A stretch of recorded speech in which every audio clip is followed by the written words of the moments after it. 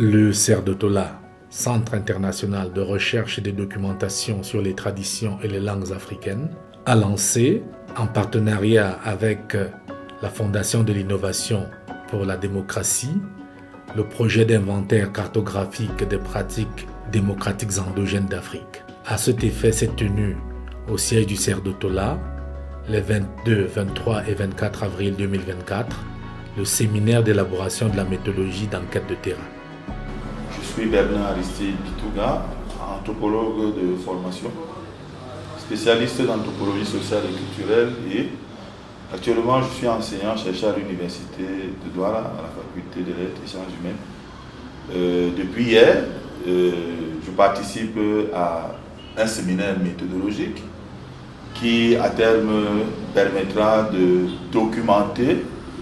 l'ensemble des pratiques démocratiques endogènes sur le continent africain. Je pense que le projet il est important à plus d'un titre et il répond à plusieurs attentes. Déjà, il y a ces voix qui s'élèvent sur le continent africain, que ce soit au niveau de la classe intellectuelle, de la classe politique, de la société civile et même des communautés, dans leur globalité, de repenser ou de déconstruire un concept qui est devenu un concept valise, qui est celui de la démocratie, et qu'on nous vend dans divers emballages et dont on n'est pas toujours sûr que la vision, les imaginaires et la perception qui sont véhiculés par les sociétés occidentales correspondent à nos réalités. Et donc, l'enjeu de cette étude, c'est de pouvoir, à partir de nos réalités endogènes, pouvoir montrer du point de vue de la science que dans nos sociétés, nous avons la pleine maîtrise, nous avons le plein vécu de la démocratie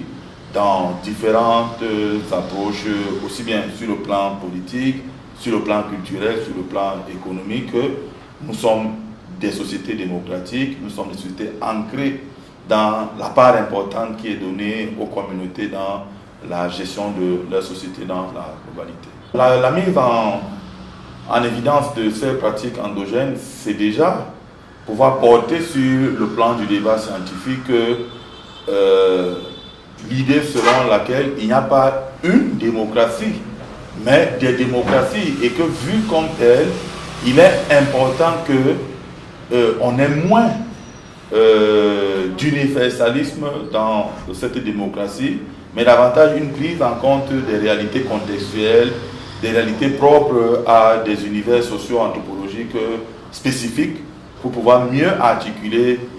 cette évolution du pouvoir, pour pouvoir mieux articuler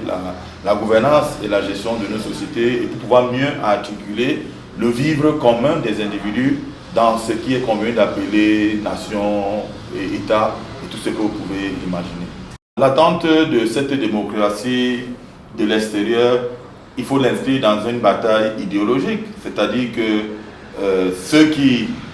se considèrent comme les maîtres du monde ont au vite fait de s'approprier ce concept et de donner l'impression que la démocratie viendrait d'eux. Et donc il y a déjà cet enjeu